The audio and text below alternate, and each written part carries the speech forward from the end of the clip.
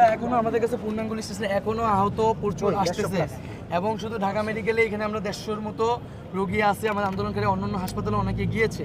আমরা জানি না এই তালিকাটা কত বড়।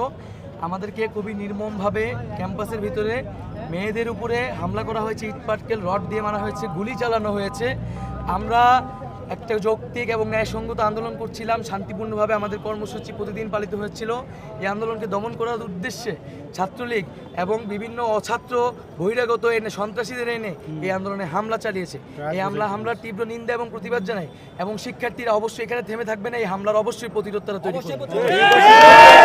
বের করে দেওয়া হয়েছে, হ্যাঁ, এখন তারা রাজুগাছিতে সমাবেশ করছে। আপনাদের পরবর্তী কর্মসূচি বা কিভাবে আপনারা পালন করবেন? আমরা আজকেই মিছিল বের করব। আমরা চিকিৎসার ব্যবস্থা করে আবার ক্যাম্পাসে মিছিল বের করব। আমাদের যে আন্দোলন, সেই আন্দোলন চলবে, সেই আন্দোলন কখনোই প্রায় 150-র মতো ঢাকা মেডিকেল আছে, এর বাইরেও অনেক